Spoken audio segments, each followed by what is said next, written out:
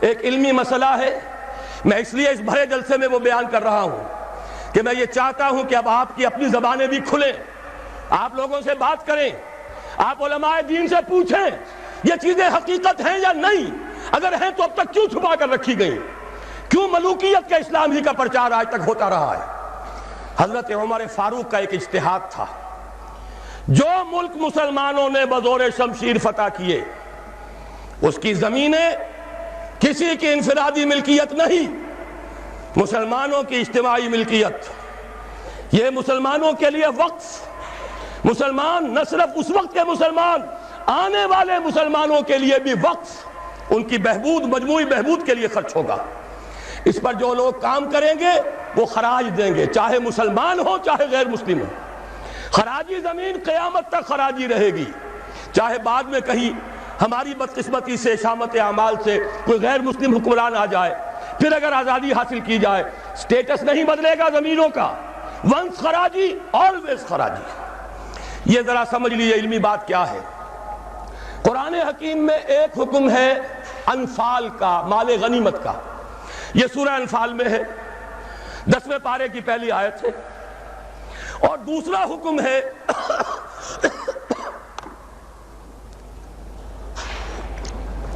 اموال فے کا، یہ سورہ حشر میں ہے۔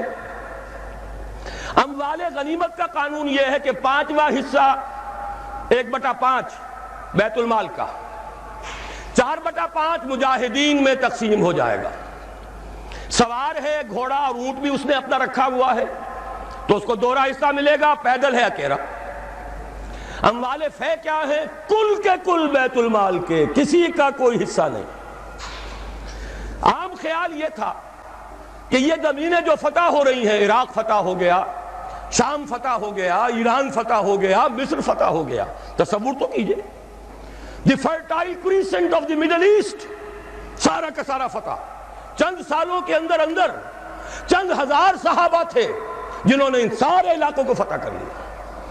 اب انہوں نے مطالبہ کیا کہ جناب یہ مال غنیمت ہے، ہم نے جنگ کر کے فتح کیا، لہذا یہ زمینیں تقسیم کر دیجئے، 5واں حصہ رکھ لیجئے بیت المال کا۔ حضرت عمر نے فرمایا اگر میں نے یہ زمینیں اور یہ رقمیں تمہیں تقسیم کر دیے تو بعد کے آنے والے مسلمانوں کو کیا ملے گا؟ واقعہ یہ ہے کہ تاریخ انسانی کا بدترین جاگیردارانہ نظام قائم ہو جاتا اگر حضرت عمر یہ فیصلہ نہ کرتے۔ وہ عمر فاروق کان رائے موافقا بالکتاب والسنہ، کتاب اور وحی کے مطابق ان کی رائے، بلکہ میں کہتا ہوں وہی ان کی رائے کے مطابق نازل ہوئی۔ وہ عمر بن الخطاب جن کے بارے میں حضور نے فرمایا کہ لو کان بعدی نبی لکان عمر، میرے بعد کوئی نبی ہوتا تو عمر ہوتے، یہ ان کا اجتہاد ہے، اور یہ اجتہاد کسی مولوی کا نہیں، امیر المومنین کا ہے۔ جبکہ پوری ملت اسلامی ایک حکومت، ایک نظام، مذہب اور سیاست میں کوئی تفرقہ نہیں، وہی خطیب ہے مسجد نبوی کا اور وہی امیر ہے وہ حکومت کا، سربراہ ہے حکومت کا، اس کا اجماع اور خلافت راشدہ کا یہ اجماع، یہ تو گویا کہ ہمیشہ کے لیے اٹل قانون ہے۔ اس کے اوپر اس اجتہاد پر عمل کیجئے۔ زرعی زمین کی 2 قسمیں ہماری شریعت میں ہیں۔ جو مسلمان لڑے بھڑے بغیر ایمان لے آئے ان کی زمینیں ان کی ملکیت ہیں، جیسے مدینہ کے مسلمان، وہ تو لڑے نہیں، انہوں نے تو خود حضور کو لے کر اور ان کو دعوت دے کر وہ مدینہ تشریف لے کر آئے ہیں، لہذا ان کی زمینیں ان کی ملکیت نہیں، ان سے عشر لیا گیا، یہ عشری زمینیں کہلاتی ہیں۔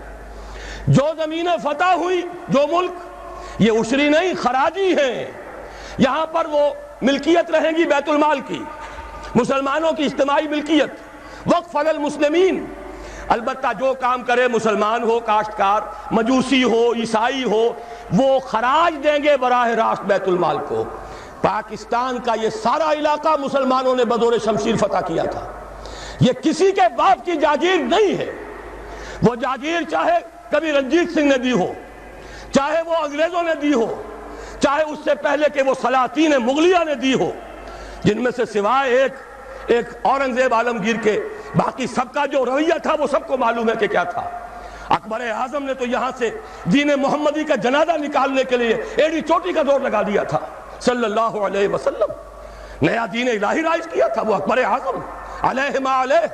ان کی دی ہوئی جاگیریں اور وہ مقدس ہو جائیں گی. انگریز کی دی ہوئی جاگیریں اور وہ مقدس ہو جائیں گی.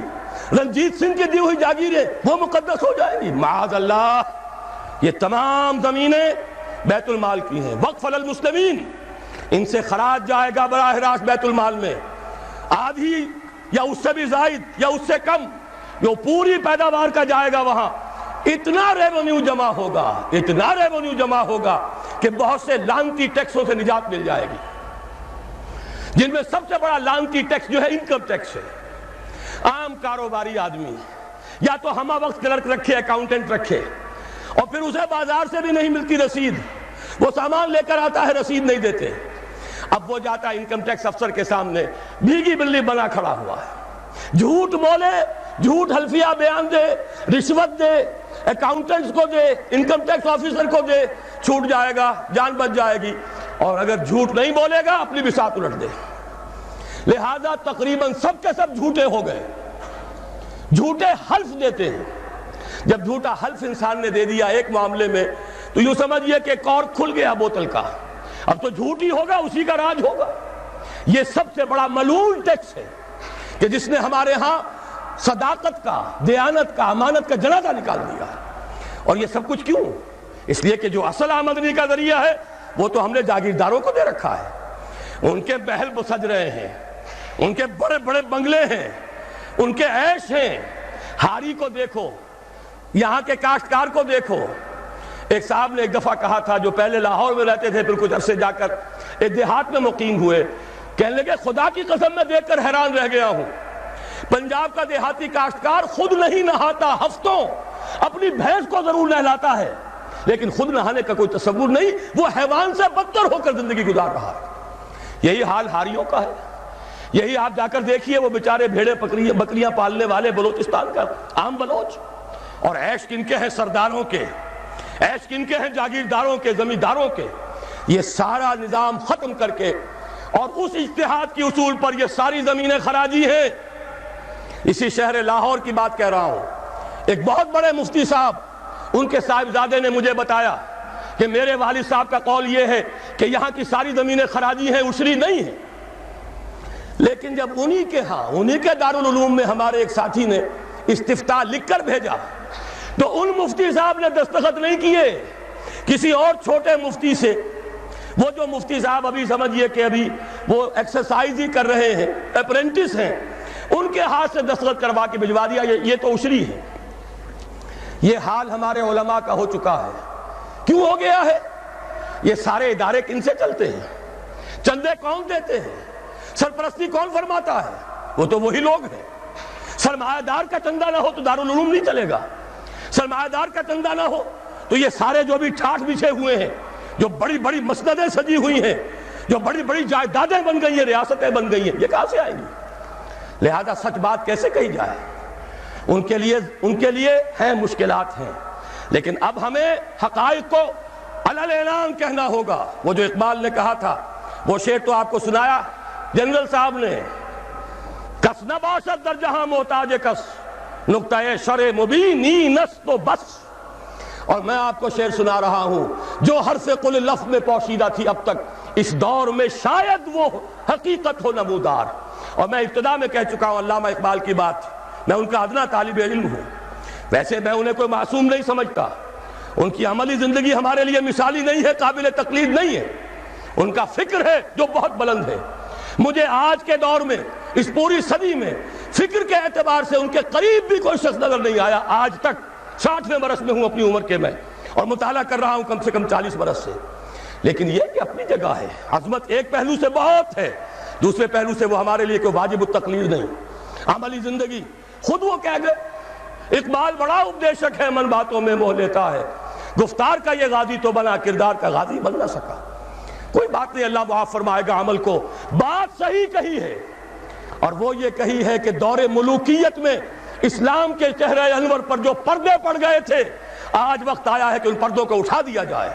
ڈنکے کی چوٹ کہا جائے یہ زمینیں خراجی ہیں، کسی کی ملکیت نہیں ہے، کسی کے باپ کی جاگیر نہیں ہے. یہ سب مسلمانوں پر وقف ہے، ان کی بہبود کے لیے ہیں۔ ان سے خراج براہ راست جائے، نیا بندوبست اراضی کیا جائے۔ جو پہلے کام کر رہے ہیں ان کا حق فائق ہے، الفضل للمتقدم پہلے موجود ہیں جو کام کر رہے ہیں، ورکیبل یونٹ بنا دیا جائے۔ اور یہ وہ بات ہے، سن 82 میں میں نے صرف 2 مہینے کی خطا کی تھی، ضیاء الحق صاحب کی شورا میں 2 اجلاس اٹینڈ کیے تھے، اور ڈنکے کی چوٹ کہا تھا کہ خدا کے لیے ایک کمیشن بٹھائیے، جید علماء بھی ہوں اس میں۔ جب وہ دیکھیں گے کہ موقع ہے سچ بات کہنے کا تو بہت سے حضرات انشاءاللہ تعالی حق بیان کریں گے، لیکن یہ کہ ان کو موقع دیجئے، تحفظ دیجئے، اور یہ کہ بندوبست اراضی کے ماہرین کو بٹھائیے، زمین کا ایک نیا بندوبست ہو جو اس ملک کے لیے مفید ہو، جو عوام کی بہبود میں ہو، جس سے عدل و انصاف کے تقاضے پورے ہو جائیں، اور سارا ریونیو بیت المال کو، خزانے کو، اس لیے کہ خراج کی رقم ہر مصرف میں آ سکتی ہے، دفاعی مصرف میں آ سکتی ہے، انتظامی مصرفوں میں آ سکتی ہے، جبکہ عشر اور زکوٰۃ صرف مسلمانوں کی بہبود پر خرچ ہو سکتا ہے۔ لیکن خراج کا معاملہ یہ ہے کہ بہت سی چیزیں جس کے لیے ہمیں ٹیکسیشن کا سہارا لینا پڑتا ہے، وہ سب کے سب بھی ہم اس خراج کی رقم سے پورا کر سکیں گے۔ بہرحال یہ بڑا مشکل کام ہے، اس مشکل ہی کے لیے دعوت دینے کے لیے آپ کی خدمت میں حاضری ہوئی۔ مشکل کے بغیر دنیا میں کبھی کچھ نہیں ہوا، قربانی کے بغیر کہیں اسے آپ توہین رسالت نہ سمجھ لیں، معاذ اللہ ثم معاذ اللہ، قربانی کے بغیر محمد الرسول اللہ والذین معہ، اگر کسی کو حق پہنچتا تھا کہ انہیں کوئی تکلیف نہ پہنچتی اور انقلاب آ جاتا تو وہ محمد تھے صلی اللہ علیہ وسلم، وہ حقدار محبوب رب العالمین سید الاولین والآخرین، ان کو حق پہنچ سکتا تھا۔ ان کے پاؤں میں صرف کانٹے نہیں چبھے، وہ تو ابتدائی بات ہے جب چچی بچھا دیا کرتی تھی دروازے کے باہر کانٹے لا کر، ان پر تو پتھراؤ ہوا ہے، ان کا جسم مبارک لہو لہان ہوا ہے، وہ 3 برس کے لیے شیب بنی ہاشم میں محصور رہے ہیں، شدید ترین فاقے آئے ہیں، وہ 3 دن غار ثور میں چھپے ہوئے رہے ہیں، اور وہاں آپ نے اپنے آپ کو جو ہے محفوظ رکھا ہے۔ پھر کیا نہیں ہوا؟ جنگ بدر میں طویل ترین سجدہ کیا، اے اللہ کل جو مارکا ہونے والا ہے، اگر کہیں یہ 313 میرے 15 برس کی کمائی اگر کہیں یہ کل ختم ہو گئی تو پھر قیامت تک تیرا نام لینے والا کوئی نہ ہوگا۔ حضرت ابوبکر تھے جو جھونپڑی کے باہر پہرا دے رہے تھے ننگی تلوار کے ساتھ، انہوں نے عرض کیا حسبک حسبک حضور بس کیجئے بس کیجئے۔ پھر کیا غزوہ احد میں دندان مبارک شہید نہیں ہوئے؟ کیا 70 صحابہ شہید نہیں ہوئے؟ جن میں ایک حمزہ بھی ہے رضی اللہ تعالیٰ عنہ، اسد اللہ و اسد رسول ہی تو ہے ہی، چچا بھی ہیں، خالہ زاد بھائی بھی ہیں، دودھ شریک بھائی بھی ہیں، ساتھ کے کھیلے ہوئے ہم جولی بھی ہیں۔ ان کی لاش آئی ہے، ناک کٹی ہوئی، کان کٹے ہوئے، پیٹ چاک کر کے کلیجہ چبا ہوا۔ اس کے بغیر انقلاب نہیں آیا تھا، اس کے بغیر نظام نہیں بدلتا۔ یہاں تو زرعی ٹیکس کوئی لگنے نہیں دیتا، مرکز سے ذرا سی کوئی پالیسی مجھے تو نہیں معلوم کہ کیا آئی ہوگی، مجھے کوئی توقع ہی نہیں کہ وہاں سے کوئی خیر بھی آ سکتا ہے، لیکن یہ کہ کوئی ایسی تھی کہ وہ نازک مزاج شاہاں، ان کے لیے تو وہ بھی ناقابل برداشت ہو گئی۔ وہی آئی جی آئی کی حکومت مرکز میں، وہی آئی جی آئی کی حکومت یہاں، اور اس نے اس کے خلاف قرارداد پاس کر دی، اس لیے کہ ٹیکس نہیں دے سکتا، زمیندار نہیں، بیچارہ ایک تنخواہ دار ملازم 3000 4000 روپیہ جو آج کل کچھ بھی نہیں ہے، وہ تنخواہ لے رہا ہے، ایٹ سورس اس کا انکم ٹیکس کٹ جائے گا، انکم ٹیکس کٹے بغیر تنخواہ نہیں ملے گی۔